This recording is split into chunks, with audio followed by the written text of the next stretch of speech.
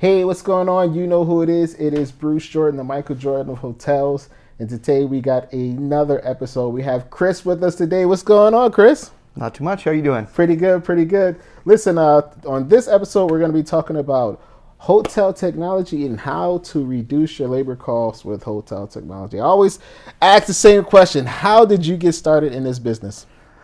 I've been in the travel industry since I got out of, I started my own business out of college, but right after that, jumped right into travel. I don't know how I stumbled into the industry, but kind of fell in love. I was on the corporate travel side, doing business travel for a while, and then stumbled into technology in COVID, and it's just been taken off from there. And, I really didn't expect to be owning and operating my own, consulting business doing tech when I got out of college, but here we are. It's been fun. A lot of things have been changing in this industry, and tech is one of them. Unfortunately, hospitality, they're a little bit on the slow side when it comes to changing their technology. So we're not stuck in the 90s. I think some of us are still stuck in the 70s. What are some of the challenges that you've seen dealing with tech when it comes to hotels?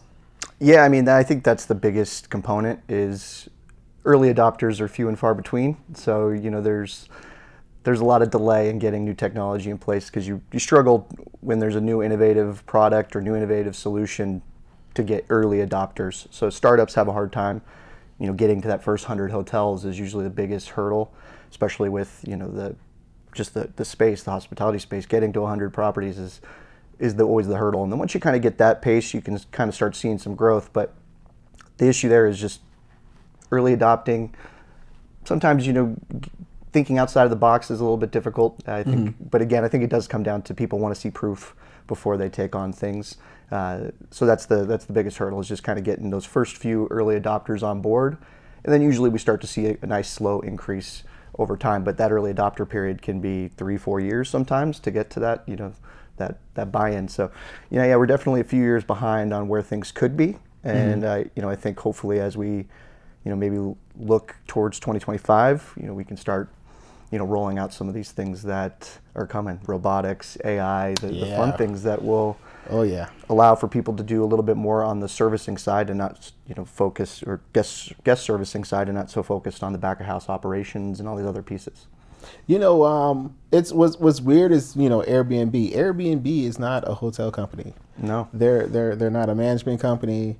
They're not a hospitality company. They're a tech company. Yeah, they're really just an OTA, right? Yeah, so like when you say that, we're so far behind on the tech, and they don't want to see proof of concept, I would think Airbnb would be proof of concept. Like, this works. Hello. Yeah, Airbnb's is one of those things. You see, the different reports come out, and you see growing market share. You see decreasing market share, increasing market share. I think it comes in ebbs and flows. I think people just, as travelers, you want to try new things, and I think sometimes that kind of gets in the way too. Is that maybe we're not focusing on all the traveler needs at all the time, and then maybe Airbnb just has that slight advantage over a hotel in certain scenarios. But I think the hotel industry has its advantages far more than you have in the Airbnb space. I think the luxury you can get from staying at hotels, the experiences you can get from staying at hotels far exceed what you can get at an Airbnb. Now, what are some of the experiences you received? Because you've dealt with OTAs. You probably dealt with OTAs more than they dealt with themselves half the time. But what are some of the experiences you've seen on the OTA side of the business versus being at the hotel level? Yeah, I haven't dealt too much actually with the OTA side. I did a little bit when we were competing against them a lot in the corporate travel world. So where you're trying to have travelers book through a certain booking channel, but they want to go to their OTA because everyone feels like their own best travel agent at the end of the day.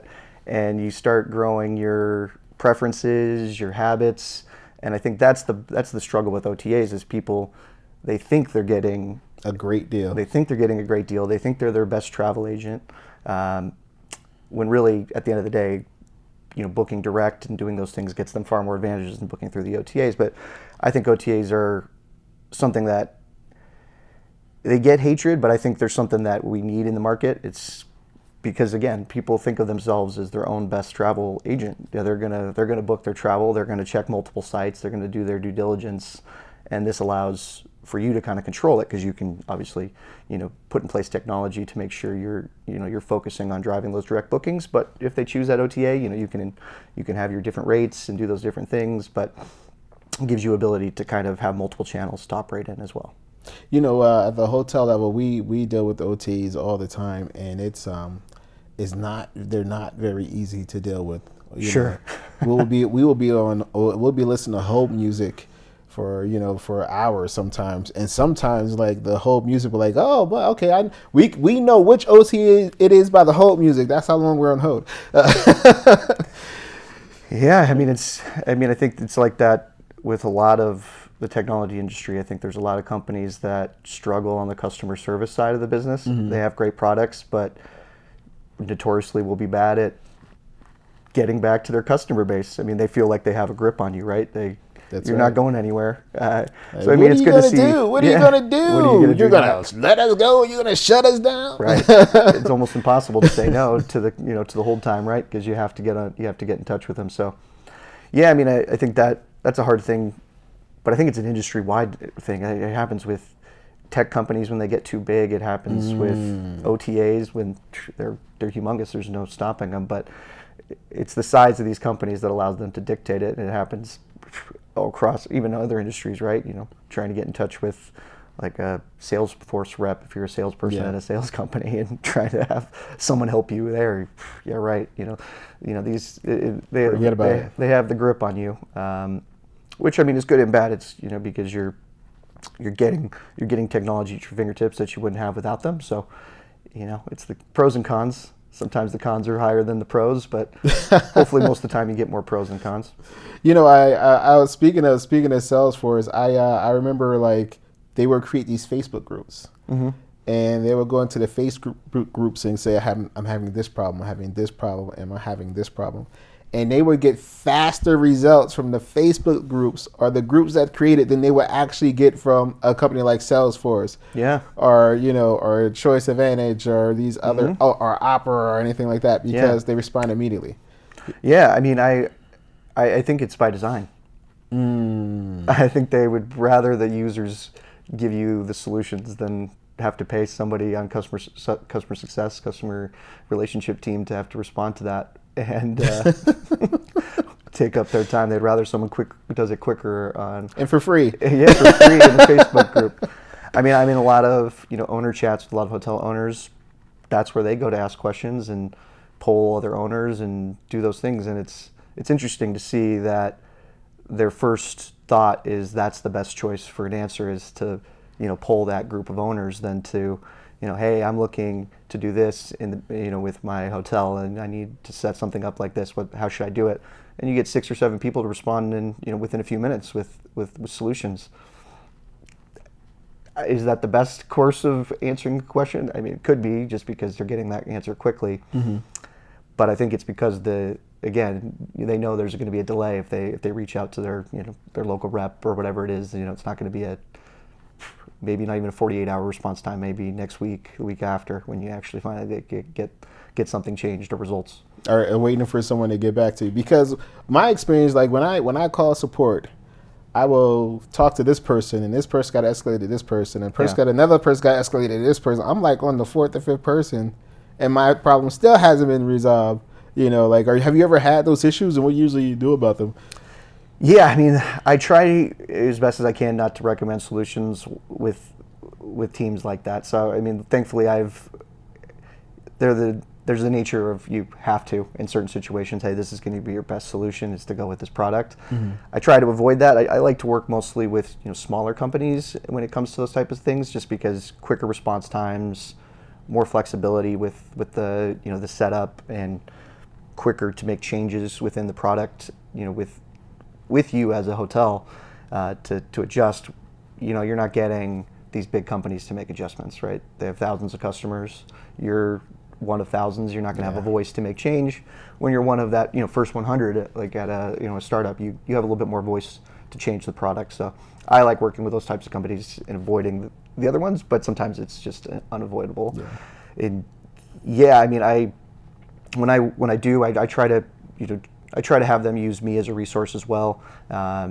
And sometimes I can take on some of that burden for my clients, so that if there is something like that, you can, loop me in, and I can kind of maybe take some of that burden off of you as well. Man, that's fantastic. Now everything is changing. We're having like these crazy labor issues in the hospitality industry, just like everybody else. But I feel like Sure. I guess I'm a little prejudiced because I'm in hospitality, so I see it firsthand. Okay, like what are some of the tech solutions that are out there that can probably mitigate or take some of this pain away from us that we can implement? Yeah, I mean, there's a number of categories I think that are important, but it's really individualized by property management company. You can really determine based on what's your struggle, kind of what kind of products might help you. Maybe it's, hey, we're struggling with getting people in the door or retaining people. Maybe you implement tools that can help increase funds, like a digital tipping solution, for the housekeepers to get a few extra dollars here or there, show a little bit extra wage on their payroll, or direct to them. That helps them feel a little bit more happy in their roles, gives you a little bit more retention. And then there's operational things like, hey, what are the processes you're running internally? What are the tasks that are repeatable that can be done, through automation? What are the pieces that can be done through technology? Whether that's, assigning your housekeeping rooms for the day, so you don't have someone sitting at the desk doing that for 20, 30 minutes to assign the rooms. Whether that's, automating maintenance tickets, based on, taking a picture of issues in rooms, whatever it might be. There's all these tools that speed up the delivery of the service, delivery of, completing of tasks. And it really depends on what the hotel's struggling with, where the areas that there's problems. So it's about sitting down, kind of chatting through and going like, hey, what are your daily processes? Where are the areas you think there are issues? And then kind of seeing if there's technology that will solve them. There's so many technology products in today's environment, so it's hard to get through the noise. I mean, everyone probably gets hundreds of emails a day. Some probably from me. But there's so many companies out there, so many people trying to get their name in and try to help solve these problems. Sometimes there's just a lot of noise. So my role is to kind of see what the problem is and then make a recommendation that will solve that unique problem. And hopefully there's a technology solution that solves it. Hopefully not expensive. Hopefully easy to implement. And you're not changing your whole process. You're just solving for those one-off problems, because we know that making change in hotels is hard, especially if you're trying to make sweeping big changes. And so I try to focus on solutions that will do one-off, simple, solve a problem. Yeah, you definitely can't do too much at one time. Yeah, everybody just found walk out like found we're that done. out way too often. One of the issues that I had in the past is that a lot of the technology was built by tech people instead of being built by operational people. Sure. So they would get to the front desk and they'll just see how fast the one that's actually implementing the process. They'll just see how fast they're typing, and you just put in this code and this code, and you do this, and I can just see the front desk agent head just spinning. Like, Sure. Yeah, like they're not programmers. They're front desk people. So like, what are some of the issues that you had as far as like maybe the tech being too technical for the operator? Yeah, I mean, so I worked in the back of house operations for a while, mobile-based technology, where you're basically training housekeepers to use mobile application to complete their tasks. I think as they've been a little bit more implemented, a little bit more rolled out, we've had a little bit more success with those types of products. But I think simple is best, right? I mean, point and click when it comes to technology is the way to do it. I like to, like I said, to impact as few people as possible when implementing a solution. Only the people that need to learn the technology should learn the technology. Gotcha. That way you're not burdening a full hotel worth of staff on something that they're not going to use. I think that helps a little bit with the training issues there. But yeah, getting buy-in early from your GMs, your managers, and different division heads is important, and really talking about the technology well before it's going to hit actually being used, is key too. Don't just throw it on people.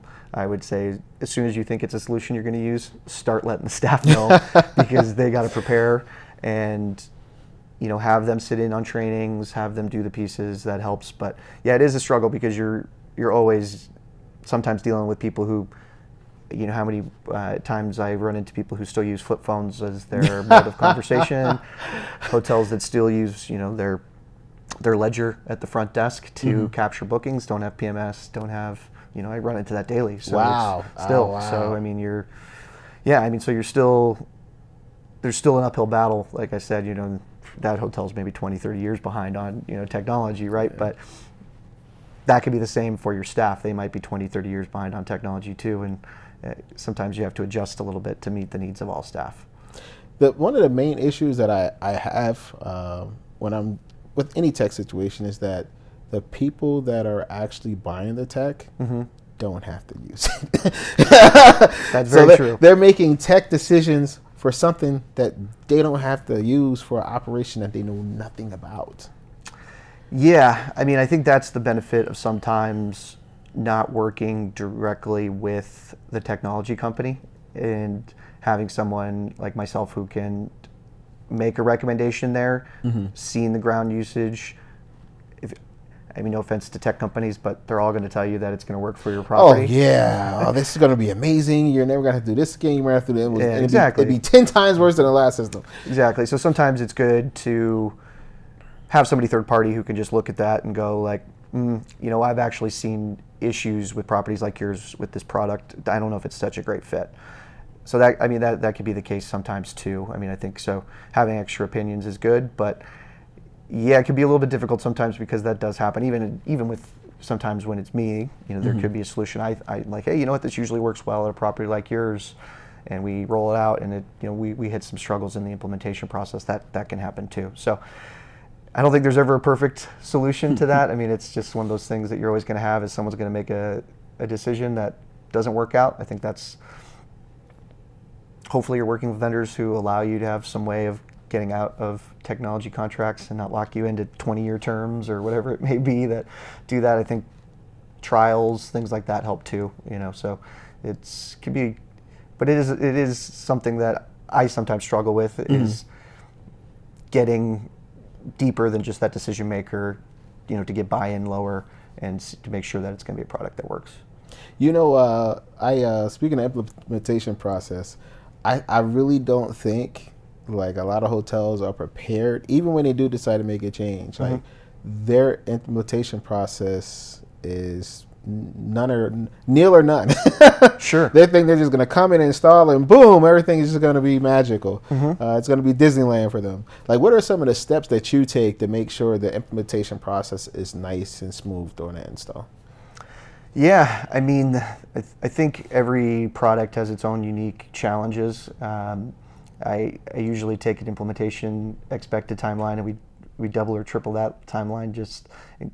I think the goal of implementation is always to set milestones, right? You need to set those times when things are delivered, things have happened, but we're always going to have adjustments to those dates. So I think it's being flexible, and it's having someone who may be leading that charge internally, someone who can, kind of talk a little bit about the product internally, talk with the different people who may need to be providing information, and being that kind of person internally, not having it just be solely, external with, the technology company trying to reach out to multiple people within the organization to get information. I think you have to have someone internally to kind of be that person to drive it, or else it's usually going to hit that double or triple timeline. So I usually double or triple it anyway, just when explaining it, just because that's a lot of the hurdle is getting that stuff.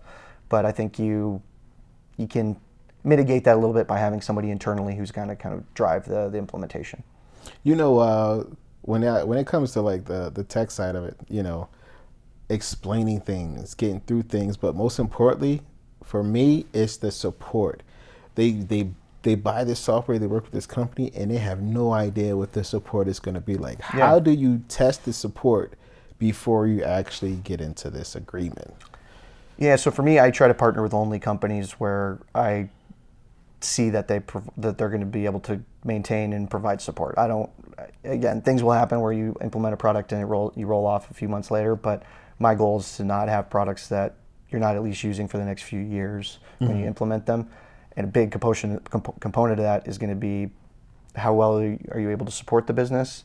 How often are you contacting your customers just to check in? Because sometimes we all know we have problems with something, but we're not reaching out and emailing. So it's important to have communication flowing both ways, not just getting tickets in that are I'm having an issue, having external communication with your clients, checking in, making sure that they're actually getting out of the product what you intend.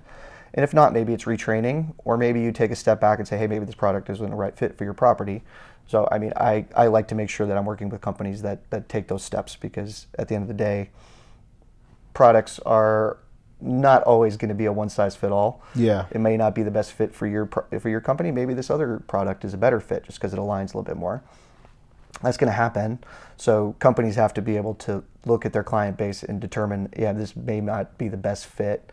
Or they look at it and say, hey, maybe they're not getting the most out of this product. Maybe we need to retrain them, or we need to do this, or develop something that fits their needs a little bit more.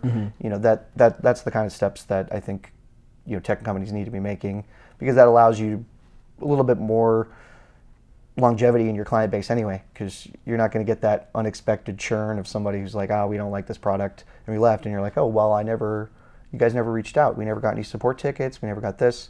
Well, your people were obviously not reaching out and trying to talk with the property and determine, how well they're using it. So I like to work with people who do that. I like to make sure that there's communication back and forth between not only tickets coming in, but them actually just making sure the product is working. My biggest issue, especially with tech, is the contracts. Like, you don't know how bad their product is going to suck. Have you signed that agreement? Okay. Yeah. So, like, what are some of the key things that you, like, one, you look for in a contract to make sure and avoid, or two, ways that we can get out of the contract if this product doesn't do what they say is going to do? Sure. Yeah. I mean, I think when you're looking at a technology contract, term is very important. Are they allowing you to go month to month on the term to start, which is obviously the best scenario to kind of be in?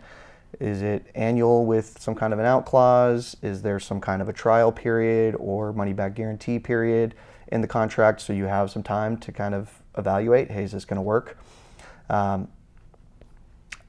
In today's environment, it's a SaaS-based model, right? You're paying monthly for these products. You're not paying one time and getting the product for life. So everything's moving to SaaS-based, so everything's moving to this subscription model. It's the way these companies make the most money. It does lower the price for you, but obviously you just absorb it over a longer period of time, and it makes it so you have an expense indefinitely for as long as using that product. But yeah, looking at the terms, looking at what happens when the term ends, how does that roll over? Does it push you, it's a 3-year term that pushes you into another 3-year term, or is it a 1-year term that pushes into month to month after that? So I mean, look to negotiate on those things. I would say pretty much across the board, every technology company is going to be able to negotiate those terms, and they all will take on contracts that are maybe not what their standard is. Okay. They usually will. I mean, there are definitely your giants who won't, like we mentioned Salesforce as an example. I mean, they obviously can back their product as so they're going to lock you into longer terms. I think that's the big caveat with these big Goliath of companies, is they can kind of dictate these things because they have the backing of their big customer base, which is why a lot of times I focus on companies that are a little bit more in that startup phase, because you have that more flexibility with the hotel to kind of put them into a scenario that they're not locked into some longer term. Okay, that makes it, man. They sound like franchises. Yeah, it's similar to that. I mean, the franchises can do that, right? Because they have the brand, they have the backing of, hey, this is going to be the revenue you drive in this market, based on what we're seeing, and those things are hard to pass up on, right? I mean, because they're it's a big component of operating, is how much revenue can you drive in through the door, and brands help drive in revenue. That is true. That is true. When will someone need? When will a hotel need a hotel consultant? Like, what stage of the game should they bring you in? I mean, transparently, it's property by property, management company by management company. A lot of companies have their own technology people in house, and for me, I don't want to step on anybody's toes. I'm happy to bring solutions to the table for you that you may not have known about and make introductions. But your technology people should usually take over if you have somebody technology focused, just because they know your business more in and out than I'm going to know outside. Now I can always come in and give outside perspective, which is definitely helpful for those people. But usually the best candidates for using somebody like myself is someone who doesn't really have that technology focused person internally. Maybe there's someone who takes it on as an external portion of their role. That doesn't really want to do the job. Yeah, exactly. I can come in and kind of help a little bit on those side, make recommendations on, hey, these are some products or solutions or some changes you can make internally that will drive a little bit more efficiency. But again, in my position, I'm here to connect people and make things work better at the property. So even if they do have a tech person, I'm happy to make those introductions to products they might not have known about. In the scenario where they need me to come in and be a little bit more detailed, I could do that too. But usually I would say if you don't have someone technology focused, that's my best candidate, and usually best candidate for most consulting people, just because internal politics and internal, how long you've been somewhere, knowing the business in and out, it's not my place to come in here and say I know your business better than you. So I won't do that. I'll say, hey, these are solutions I think could fit with what you guys are doing. Let me know what you think. Yeah, exactly. It's not a hard push for me. It's more hey, I've seen success with management companies like you using products like this. Happy to introduce you to these companies to take a peek. But from there, it's you. To be honest, I think that's a really good solution, because like right now, you're here at an expo. Yep.